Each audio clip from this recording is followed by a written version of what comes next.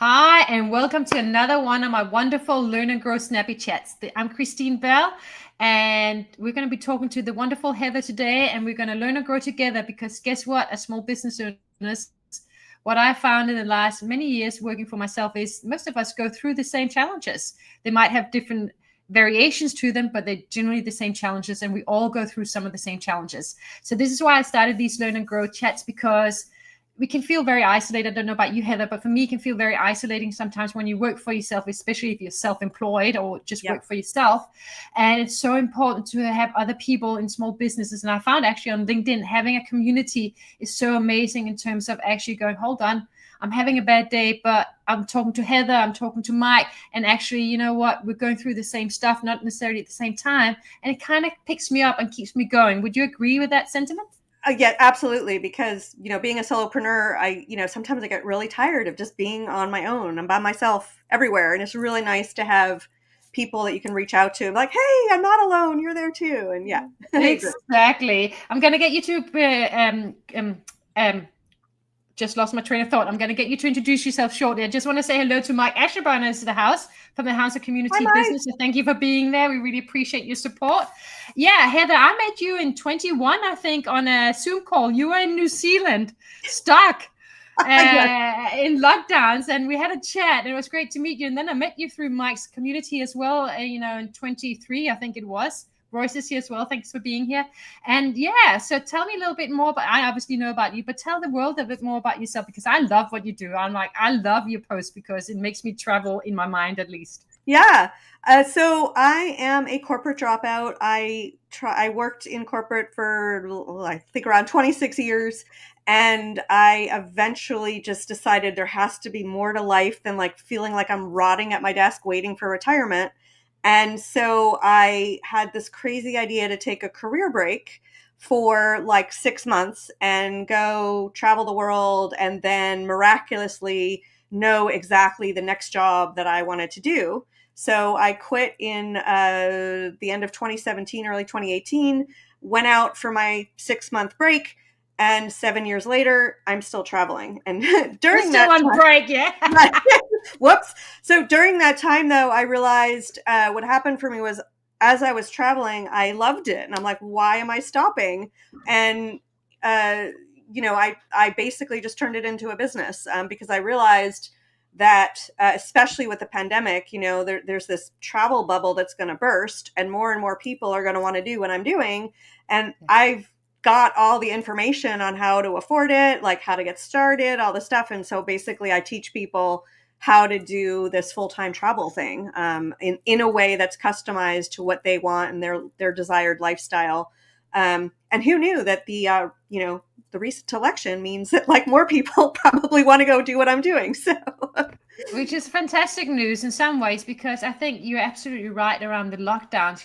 I think we kind of changed, or at least allowed a lot of us to go reassess, going, how do I want to live my life? What do I want? What's actually meaningful to me? Why am I here? How can I make the most of my life? And I kind of had that epiphany, not doing what you did, but like 9 years ago, I burned out and I walked out of a job and I go, I can't do this. I've got to figure out what else I can do. And for me, it became, working for myself. And then obviously I built something from that. And then came the lockdown and everything kind of fell apart a bit for me because I was a one-man band, which is a risk too sometimes in business, in terms of clients. And then I had to work out what else can I do. And it actually took me further into my bigger why in terms of teaching, in terms of sharing my knowledge as best I can with people who are building businesses, small business owners who wants to have that freedom, who wants to have fulfillment. And I think that's where you and I are interlinked. We have the same aspiration to actually find fulfillment, not just sit in that corporate job or career job, and to actually find freedom and fulfillment and figure out a way to make that work, that we can live and have a good life and make money still, and create the life that is meaningful to us. Yeah. Yes, that's exactly it. And I love that you're doing this. So you have always, like, I look at you on LinkedIn, I go, oh, I always aspire to what you're doing because, in my mind, I love traveling. And I'm like, I'm going to be traveling again in the future. I don't know if I'll work, traveling, but whatever it looks like, I like the freedom, the idea of it. But that's not easy to create. It sounds like amazing what you're doing, but you carved out something completely new and different. So tell me a little bit about the challenge that you face and, how you went about this whole thing and making it happen. Yeah. So essentially, I think the biggest challenge was, well, I knew for a long time working in corporate that I was meant to do something that didn't exist. And so, and probably I'll be doing many things that don't exist yet, but that's what happened is I'm traveling and I'm like, I mean, I've been a business coach. I know what it's like to create a business, but this business, I've always done the business coaching, career coaching, like things that are mainstream. Yeah. So when I walked out of my job, back in 2017, 2018, people thought I was nuts. Like I was doing something absolutely crazy. And so I didn't realize then, I realize now I'm just a trendsetter. So, when I went into my business, I'm like, well, I just know that a lot of people are going to want to do this. And at the time I created this, it didn't really exist, and that is a huge challenge. One, to create a business and a model that for something that previously didn't exist. And two, to have faith in yourself that, this is going to work. So I know, especially the money making part, because travel isn't necessary. I know you have worked a way to possibly do it more affordable, but it still costs money, and it does. We're in different countries potentially where we don't speak the language, so it's not like we can just go and get a job, even a simple job, to make some money sometimes because we can't even speak the language. Yeah, no, exactly. There's a lot of hurdles, and then there's a lot of blessings, and it's when I quit my job to do this, I was desperately looking for a mentor to help me, and there just weren't any. And so, I wanted to be that mentor. And I think one of the things is also I saw a lot of young people in their 20s and 30s wearing their bikinis, taking selfies in front of hotels or bungee jumping. And that's great. It's just that when you're a little older, you want a different kind of experience. And I really don't, it's happening now. Like now, I think this field is growing. Now I'm seeing other people doing something similar to what I do. But the market of, the 40, 50 plus person that wants to go do this and has very different concerns and desires than the 20 or 30-year-old. That market is still there are only a few of us, I think, that serve that market. So, so that's the great people that I love to serve. Not that I don't love young 20 and 30 somethings, but it's just a different. And you know what, with age, especially if if you had a career, maybe you even had a family, maybe other things, you got parents, etc. I think, when I was young, I'm just going to travel Africa. I'm going to get in the car. I'm just going to drive across South Africa on my own. As crazy as it was, I did it anyway. Not safe, but I did it because, I was like, it's all good. I'm going to make money one day. This is all fine. There's that kind of thing. But when you get to 40, you settle in your job, perhaps even if you hate it, whatever, you settle in a career, you got the relationships, whatever, and suddenly going, hold on. This is not how I'm meant to live life. There's got to be more to it. That's a big personal journey too. And then on top of it, the uncertainty, because we get comfortable with the salary and stuff, and suddenly going, I'm going to let all that go. And I got to trust myself, and I got to believe in what I'm doing. Everyone is going to go, why are you doing that? Yeah. How did you work through that? Because I'm sure there were some naysayers. Oh, all the time. So I think it took me 10 years to work the nerve up. And I see now that I had this blessing, for over a year, I thought I was going to be laid off from my job. So I got really miserly with money, and I created a huge, huge fund of an emergency fund money, which has helped me a great deal, in months that, because, being a business owner, your revenue is woo, right? So especially when you're building. So, so that emergency fund has been very, very helpful. And basically learning, first off, that full-time travel is, even though, yes, I will say that after the pandemic, travel is definitely more expensive than it was before the pandemic. That is a truth. However, it's still possible to live a lot less expensively traveling than it is to, afford an apartment or a home in a fixed location. Especially if that location is in the US or Europe or somewhere, it is radically cheaper to travel full time. Yeah. And so how did you go about creating that business? Like you said, you were a trendsetter, you created something that didn't exist. So how did you go about going, okay, how am I going to make money on this? How am I going to be able to Yeah. sustain this? And, of course we can save money, but we also want to be able to enjoy ourselves a little bit and see the world. Yeah. Exactly. So, I mean, look, the pandemic was a blessing in a way for this, in that it allowed me. I mean, I spent probably a year developing a lot of the materials that go into the courses that I sell, and obviously have since updated them. But the Yeah. foundation material Yeah. was created in large part because what was there to do in the pandemic except sit at home and like put yourself to Oh, you were work? sitting in New Zealand for a while, weren't you? I was sitting there for 2 years, and I'm very, very blessed that that happened to me. So, yeah, I was like in the lap of paradise, still stuck, but it was paradise. Yeah. And being in nature, just like a very wonderful time of ideas, like ideation, creation. So put it together. Had took a group through like a test group, figured out like some of the things that needed to be changed, improved, started a Facebook group in 20, gosh, it was either, I think it was 2020. I started my Yeah. Facebook group and at the time, I had never been able to get more than 47 people into a Facebook group. And that group is now almost 9,000 people. So, Wow. it's a group it's called Full-Time Travelers and Nomads. And it is for people that either want to live this lifestyle or are already living it, right? So we create community and provide information on this lifestyle. So How amazing is that? And I yeah, guess you might even find that some of you would be able to meet up in different places for yep, whatever reasons that's around the part of the world. point. Yeah. Yep, and I've made some great friends through the group.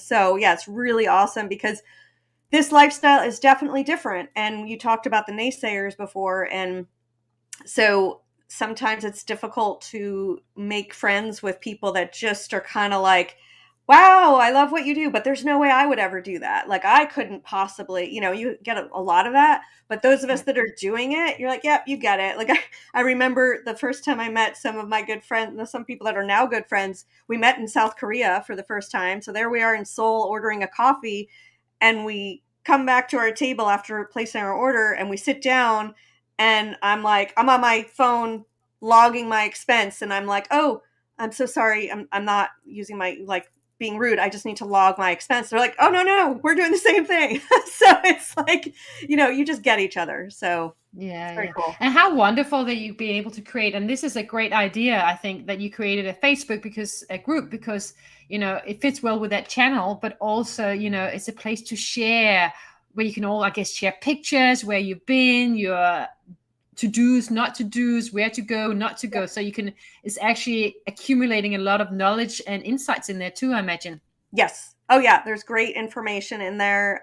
So, and it's basically what I'm finding now is, there are more, because this is a lifestyle that's gaining a lot of popularity. There is more and more information out there. If you go on Google, like, and type your questions in, you will get a lot of answers. And therein lies the problem, right? So it's like, it's information overload now.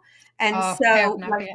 right. So like, if you're the person that's like, oh my God, like, there's so much information. And also, every one of us that does this lifestyle kind of does it differently. So, I'm the person that can basically help you kind of like make this easier and just like make this lifestyle choice about you and what you want. And make a custom fit plan as opposed to spending months or years researching, which is kind of what I had Yeah. to do. Yeah. So I get how you have worked out really well how to create an innovative offer in terms of actually teaching others, coaching others, and really giving all that information. But I'm guessing not everyone who's in your group or wants this lifestyle would be doing exactly what you're doing. So what Correct. is your suggestion to other people in terms of how can we otherwise make money? If there's someone Yeah. listening right now who wants to do this, what are other ways to make money around the world and still travel? So first of all, you can get a remote job, and I actually have a freebie that I offer on how to find a remote job. Good idea. So Yeah. it's obviously, this is a more competitive field. A few years ago, you could easily get a teaching job. I think VIP Kids used to be the premier place you'd Yeah. go. problem with VIP kids, besides the fact that it's that field now, I think is tapped out. Like if you try to become a teacher, so many teachers. and also it's like now you have to like a business, any old business, you have to build up your clientele. You have to like because there's a lot of competition. But it was like $11. I want to say it was like $11 an hour or something like that. It was like so little money that, you know, especially if you're coming from corporate, like that's just like for the amount of work you do, it didn't make sense. So I would say, you know, these days you don't even have to quit your job to travel full time. So you may explore whether your company would let you keep your job and then go travel while you do it. Otherwise, looking into all of the different remote job possibilities out there is another great way to fund this. And also think creatively. Like if you have skill sets that, you know, you never thought to tap into, you know, look, when I was in New Zealand, and I'm like, wow, I'm going to be here a while. What am I going to do? The place that I stayed, they were so kind to let me exchange a lower rent in exchange for some gardening work, because it was like, you know, 5 acres of beautiful nature. Now I learned I suck at gardening work, but it's still possible to exchange work, like labor for you know, for money, if you will. And also, I mean, I also for many years was doing travel writing for a specific publication. And that was great because it's just sort of like, how much money do I need this month? Okay, I could pitch these articles and then it's get the money. So finding work that complements what you're doing is also a great way to go. I love that, because we just got to get creative sometimes. Think outside the box. What do I have to offer besides what I've worked at? What other skills do I have? What do I enjoy doing? And sometimes it's not that we get money, but we get an exchange for rent or something else. So we actually think creative. Yes. That's what I'm hearing. Yeah, exactly. Yep. And, you know, you're right in terms of what the lockdowns have done is, you know, it has helped this idea that we don't have to be in the office to do good work. Yes. And if companies really like you and they can figure out a way and you can do it, you know, they're probably going to go, okay, let's give it a try. Yeah. See how it works out. And if you do a good job, possibly you'll get to keep it. Yeah. So you can do both. Yes. So, you know, and I think it changed, like it fluctuates because, for example, I used to work for AT&T and the teleworking thing was not so favored. Obviously, with the pandemic, they allowed it. And then now I don't think they're the only company that's moved to like a hub format where you have to show up in person and you have to be not just in your office, but in an office that may not be anywhere near where you live, and you may have to relocate to keep your job. So, so you know, you have to find the right companies and kind of look at what the trends are with each company, whether they're still favoring that remote work. And that's why not more non-traditional work may be a better bet to get a remote position than something traditional. Yeah. I like it because it's just a matter of thinking creatively and thinking outside the box, working out what companies might be more interested. It's funny, I've just signed up. I've created a community on Circle, that platform Circle, and which is actually a great platform. And I was getting one of those free calls when I signed up. And the guy who was American was actually in, he was in Panama at the time, but traveling in Colombia. And he was one of those, you know, he just does how many calls a day to take people through the platform. But they don't care where he is. As long as he said, as long as I'm in the American time zone, sort of said works for America, then I can travel. Yep. I thought that's amazing. We just got to think about it. And sometimes we might have to pitch it to someone as well, saying, you haven't thought about this, but how about we do this? Yeah. What do you think? Yeah. Yeah, exactly. So don't be afraid. And I agree. Because, you know, it's, you'll never know. Like when I quit, there just wasn't this possibility. My company just wasn't open to. No one was at that time, were they? Right. Yeah. So, but at least if you ask, you know the answer, and you don't have to be like, oh, I wonder what would have happened if I had asked. And you know, and I think this is important. If you're starting your own business, if people are listening in and they have their own business or starting your own business, sometimes you just have to ask. You have to be not scared of asking for what people haven't thought about. And that includes asking, you know, for business or asking others to collaborate or asking about things that will help us build our business, in terms of, sharing, trading, etc. Yeah. Yes. Thinking of different ways. How can I grow? And if you don't have much money to build, I actually traded my service with Claudia from the House of Business community. She's wonderful. She's a great artist, but it also happens that she's a graphic designer. So I'm like, okay, I couldn't afford my new branding. I'm like, but I know I can help her. So I was like, Claudia, what do you think? Can we trade? That's great. And, she said, yes. Yeah. Let's trade. And now I helped her with a strategy, and she helped me with my beautiful new logo and my design. That's great. Yeah. And I think we just have to be open to asking and thinking outside the box, like you said, and really being in the mind of, I can do this. Yeah. But what about the fear part? Because there must have been some fear, even though you had your emergency. How's this going to work? How do you work through the fear, including the top of moving to countries or traveling countries where you don't speak the language, don't understand the culture, and you're on your own? Yeah. Well, the funny thing is, once you radically expand your comfort zone, it gets like harder. How can I expand it? It's like it expands, and then it's like the things that used to scare you just don't anymore. So I remember before, like, I was lucky or not to have my chest started hurting January of 2017, and because I had ignored the pain in my neck from a few years before, and that became herniated discs, I realized, like, I'm not turning this into another health issue. Like, this is like a clear sign I need to go. But I also realized I wasn't quite ready. And so I committed to that I was leaving that year. So one is commit, whatever you're going to do. So if you're going to live this lifestyle, you got to say it out loud. I commit to do this. And you've got to tell like 2 other people who are going to put a date on it too. Well, I put a date for 10 years. I said I'm quitting this year, and I didn't. So that can also be it can hold you back, I think, sometimes. Okay. So it depends on how you are, right? If it depends on where you are, I think it's better to be like this year or this, set a generic time frame. Or if you are the person that's, not going to get bummed out if June 15th comes and goes and you just aren't ready yet, that's up to you. But I said I'm quitting this year, and I said I'm going to look for challenges to test my resolve to do this, and I'm going to take them. And the first one, we were talking earlier about Iceland. The first one is I went to Iceland, saw the Northern Lights, met this guy from Spain, and like came home all upset because I just didn't want to come home, saw the forecast for the Northern Lights, wanted to go back. And for the first time in my life, instead of like, regretting, I'm like, I don't want to live in regret. I booked a flight back like hours later. I was like, okay, I'm back at the airport, and I go back to Iceland.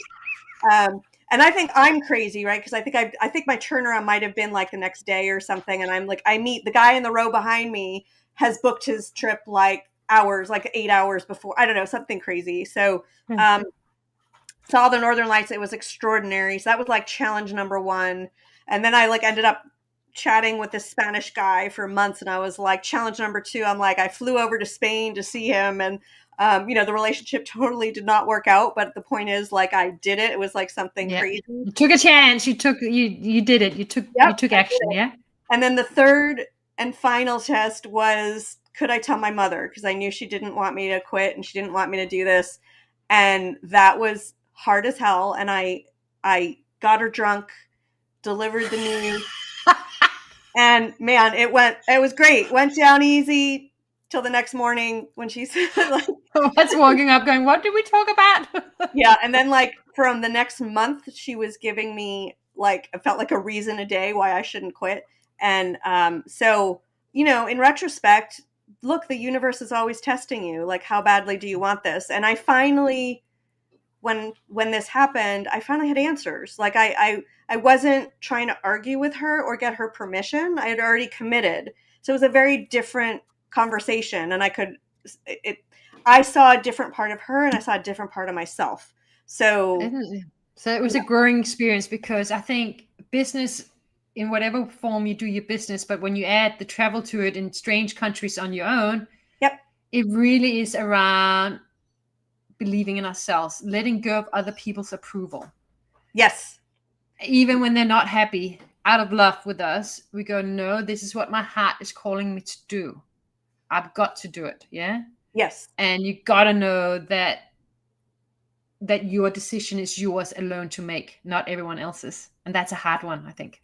It's very hard. And I can tell you that no matter what you do in life, you're going to let someone down, and you have to choose whether that someone will be you or someone else.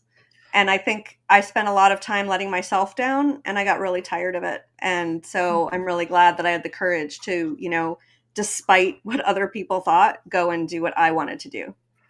I love this. Unfortunately, I could keep talking to you, but we're going to finish up shortly. Come on, it's early. We can talk like all night. Exactly.